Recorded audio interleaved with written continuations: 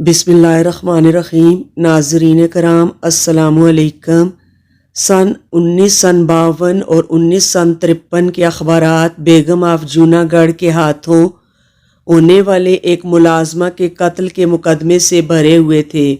اس مقدمے کا آغاز اس وقت ہوا تھا جب 28 جنوری 1952 کو کراچی پولیس نے بیگم جوناگڑھ کو ان کی ملازمہ بانو کے قتل کے الزام میں گرفتار کیا تھا۔ جوناگڑھ ہندوستان کی ایک ایسی ریاست تھی جہاں مسلمانوں کی حکمرانی تھی۔ قیام پاکستان کے وقت اس ریاست کے حکمرانوں نے پاکستان میں شامل ہونے کا فیصلہ کیا تھا، مگر بعد میں انڈیا نے اس ریاست پر قبضہ کر لیا اور ریاست کے حکمران نواب محبت علی خان نے اپنے اہل خانہ کے ساتھ پاکستان میں اقامت اختیار کر لی۔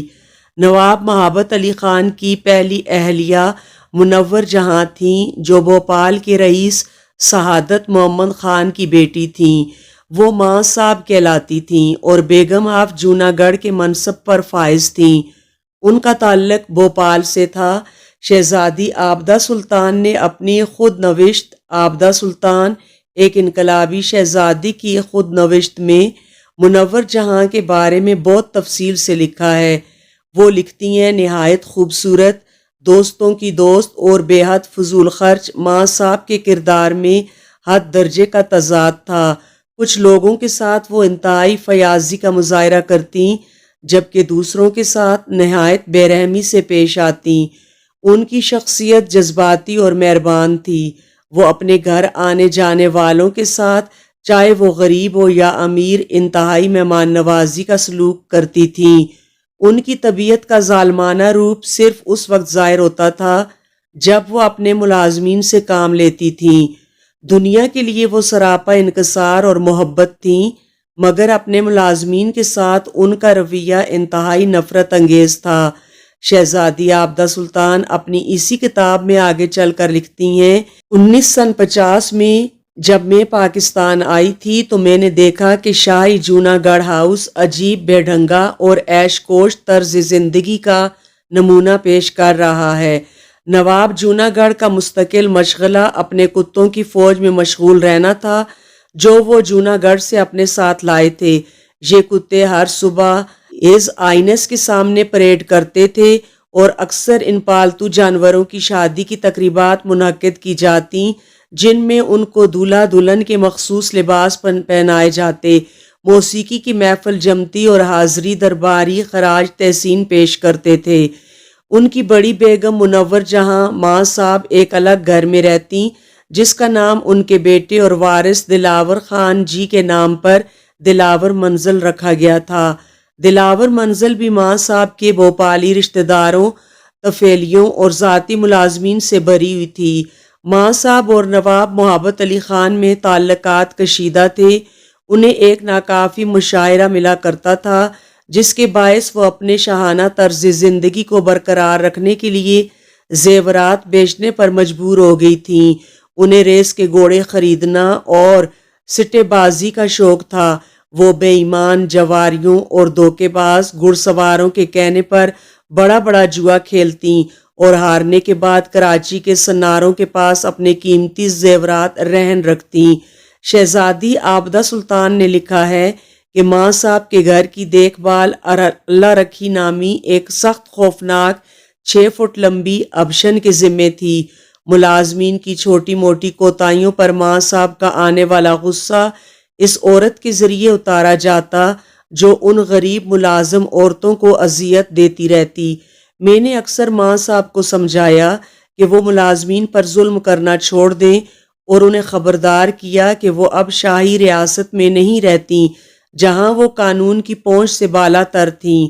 پاکستان میں رہ کر حد سے تجاوز کرنا انہیں کسی مصیبت میں پھنسا سکتا ہے، مگر ماں صاحب میرا انتباہ یہ کہہ کر نظر انداز کر دیتی تھیں کہ لڑکیاں مبالغہ کر رہی ہیں اور ضرورت سے زیادہ جذباتی ہوئی جا رہی ہیں، اور اللہ رکھی تو ان کو قابو میں رکھنے کے لیے محض ہلکی پھلکی سزائیں دیتی ہے۔ ایسے میں 22 جنوری 1952 کا دن آیا۔ ان کے محل میں ایک 13 برس کی بچی بانو ملازم تھی۔ اس کی طبیعت خراب تھی جس کے باعث اس نے ماں صاحب کا باتھ روم استعمال کر لیا تھا۔ ماں صاحب کو سخت غصہ آیا، لیکن انہیں ریس میں جانا تھا اور دیر ہو رہی تھی، لہٰذا انہوں نے بانو کو چند تھپڑ مارے اور الرکھی کو حکم دے گئیں کہ وہ بانو کی مزید پٹائی کرے اور اس کے مخصوص حصوں میں مرچیں بھر دے تاکہ باقی سب ملازمین بھی سبق حاصل کریں۔ خوفناک الرکھی نے ماں صاحب کی خواہش سے بڑھ کر ان کے حکم کی تعمیل کی، اور جب ماں صاحب ریس کورس سے واپس آئیں تو بند کمرے سے بانو کے کراہنے کی آوازیں آ رہی تھیں جہاں اسے قید رکھا گیا تھا۔ کسی کو جرأت نہیں تھی کہ وہ غریب کی کوئی مدد کرتا۔ جلد ہی اس کی دردناک چیخیں بھی دم توڑ گئیں، اور جب دروازہ کھولا گیا تو بانو مر چکی تھی۔ جنوری 1952 کو روزنامہ جنگ کراچی میں شائع ہونے والی ایک خبر کے مطابق بانو کو 23 جنوری کو میوہ شاہ قبرستان میں ایک 40 برس کی عورت ظاہر کر کے خفیہ طور پر دفنا دیا گیا، مگر بانو کے لواحقین اس قتل پر خاموش نہیں بیٹھے۔ ان کے شور مچانے پر بانو کے قتل کی تحقیقات شروع ہوئیں۔ کراچی CID نے اس سلسلے میں دلاور منزل کے 6 ملازمین سلطان مبارک میاں، ننھے میاں، ماسٹر اسحاق بیگ اور 2 دیگر افراد کو گرفتار کیا۔ قتل کی کڑیاں ملنا شروع ہوئیں تو CID بانو کی قبر تک جا پہنچی اور 27 جنوری کو ایک مجسٹریٹ کی نگرانی میں قبر کشائی کی گئی اور بانو کی لاش برآمد کر لی گئی۔ بانو کے پوسٹ مارٹم سے یہ بات سامنے آئی کہ اس کی موت بری طرح مار پیٹ سے واقع ہوئی تھی۔ روزنامہ جنگ کی خبر کے مطابق بانو کے جسم پر زخموں کے کئی نشان پائے گئے۔ اس کے جسم پر آہنی زنجیروں کے نشان اور زد و کوب کیے جانے کی وجہ سے بڑے بڑے نیل پڑے ہوئے تھے۔ اس کی پنڈلی میں کچھ سوئی جیسے نشانات اور سر کی پشت پر ایک بڑا گومڑ پایا گیا تھا۔ پولیس نے قتل کا مقدمہ درج کیا اور دلاور منزل کے ملازمین اور کراچی میونسپل کارپوریشن کے ایک ہیلتھ آفیسر نسیم بیگ چغتائی کو گرفتار کر کے ان کے بیانات حاصل کیے۔ پولیس نے دلاور منزل کی ایک 12-13 سالہ ملازمہ بلو کا بیان بھی حاصل کیا جو انتہائی کمزور اور خوفزدہ حالت میں تھی۔ اسی نے بانو کے قتل کی تمام تفصیل پولیس کو بتائی۔ روزنامہ جنگ کی اس خبر کے مطابق دلاور منزل کے ملازمین کا موقف یہ تھا کہ بانو تپے دق کی مریضہ تھی اور اس کی موت کا سبب بھی یہی مرض تھا، جبکہ بلو کا بیان بالکل مختلف تھا۔ پولیس کو اس کی موت کی اطلاع براہ راست نہیں ملی تھی، بلکہ یہ خبر چند اخبار نویسیوں کی وساطت سے موصول ہوئی تھی۔ اخبار نویسیوں کو یہ اطلاع بھی ملی تھی کہ دلاور منزل میں ملازم خواتین کے ساتھ بہت بدسلوکی کی جاتی ہے، چنانچہ وہ زد و کوب سے تنگ آ کر بھاگ نکلتی ہیں۔ دلاور منزل کی ایک ملازمہ 3 مرتبہ فرار ہو چکی ہے۔ پہلی 2 مرتبہ پولیس نے اسے تلاش کر کے دلاور منزل واپس پہنچا دیا تھا، لیکن تیسری مرتبہ فرار ہونے کے بعد سے وہ اب تک لاپتہ ہے۔ روزنامہ جنگ کراچی کے مطابق 28 جنوری 1952 کو CID کراچی کے سپرنٹینڈنٹ اکبر مرزا اور SP کرائم برانچ سعید احمد کی قیادت میں پولیس دلاور ہاؤس پہنچ گئی۔ اس دوران ماں صاحب اور الرکھی کا آپس میں جھگڑا ہو گیا، کیونکہ وہ جرم کی نزاکت کو سمجھ گئی تھیں اور ایک دوسرے پر الزام دھرنے لگی تھیں۔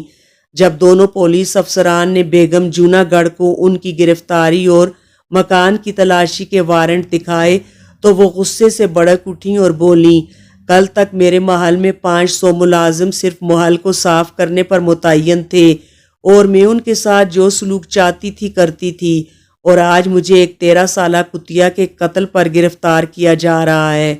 اس کے بعد ماں صاحب نے پولیس کے ساتھ جانے سے انکار کر دیا اور اختلاج قلب کی شکایت کرنے لگیں۔ پولیس 2.5 گھنٹے تک مکان کی تلاشی لیتی رہی، جہاں سے اسے ہتھکڑیاں، زنجیریں، رسیاں، اسٹین گن، 4 بھاری بندوقیں، ایک ریوالور اور بڑی مقدار میں گولیاں اور کارتوس ملے۔ اسی دوران بانو کے 2 بھائی بھی دلاور منزل پہنچ گئے، جنہوں نے پولیس کو اپنی بہن کے قتل کی تفصیل بتائی اور کہا کہ ان کی بہن کو جوناگڑھ سے ان کی مرضی کے بغیر کراچی لایا گیا تھا۔ انہوں نے اپنی بہن کی بازیابی کے لیے پولیس کو درخواست بھی دی تھی، مگر کسی نے اس پر توجہ نہیں دی۔ اب ماں صاحب کا رویہ تبدیل ہوا اور انہوں نے اللہ رکھی کو یہ کہہ کر مورد الزام ٹھہرایا کہ اس نے بانو کو اس کے جرم کی بہت زیادہ سزا دی تھی اور وہ اس سزا سے بری الذمہ ہیں۔ پولیس نے بیگم جوناگڑھ کے خلاف قتل کا مقدمہ درج کر لیا۔ ماں صاحب خوبصورت لباس میں باہر آئیں اور اپنے نیلے رنگ کی مرکری کار میں بیٹھ گئیں۔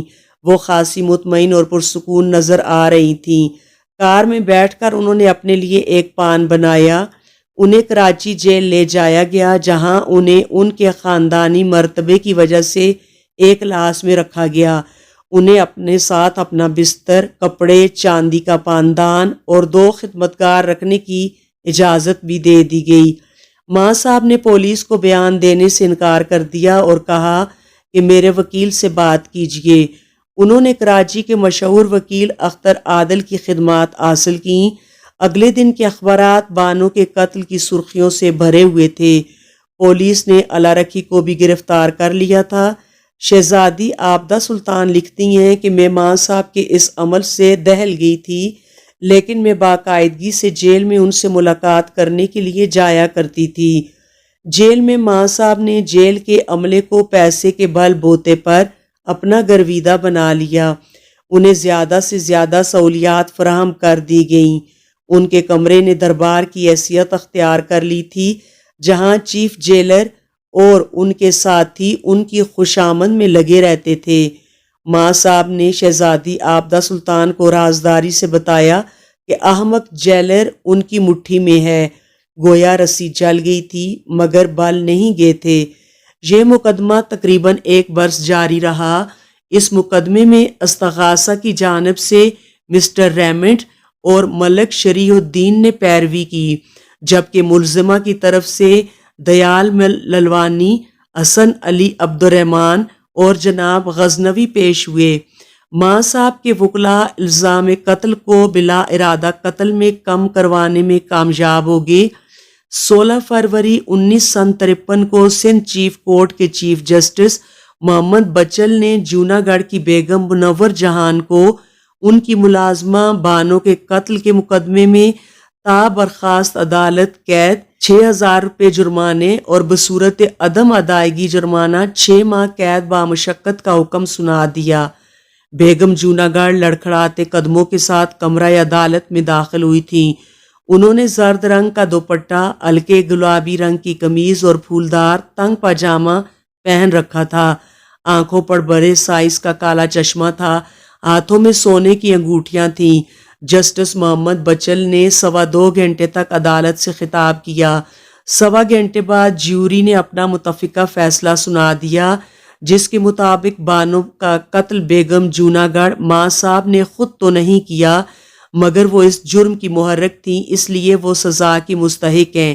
لیکن چونکہ وہ ایک اعلیٰ سماجی رتبے کی حامل ہیں، اس لیے وہ جتنا عرصہ قید گزار چکی ہیں اور ان کی جتنی بدنامی ہو چکی ہے وہی ان کی سزا ہے۔ اب انہیں تا برخاست عدالت قید کی سزا دے کر رہا کر دیا جائے۔ 13 ماہ تک جیل میں قید رہنے کے بعد جب بیگم جوناگڑھ نے یہ فیصلہ سنا تو ان کی آنکھوں سے آنسو بہہ نکلے اور وہ زار و قطار رونے لگیں۔ شام 5 بجے بیگم جوناگڑھ کی جانب سے جرمانے کی رقم عدالت میں جمع کروا دی گئی، جس کے بعد انہیں رہا کر دیا گیا۔ ماں صاحب دلاور منزل واپس پہنچی، لیکن سابقہ تمتراک اور اسراف ماضی کا قصہ بن چکا تھا اور زیادہ تر زیورات بک چکے تھے۔ کراچی میں ان کے باقی ماندہ سال غربت اور مایوسی میں گزرے۔ یہ بھی پتہ نہیں چل سکا کہ ان کا کب انتقال ہوا اور کس قبرستان کی مٹی نے انہیں اپنی آغوش میں لیا۔ بانو کے قتل کا واقعہ پاکستان کے ابتدائی برسوں کا ایک اہم واقعہ تھا۔ اس واقعے پر احمد فراز نے بھی ایک نظم لکھی جو ان کی کتاب تنہا تنہا میں شامل ہے۔ اس نظم کا عنوان تھا بانو کے نام۔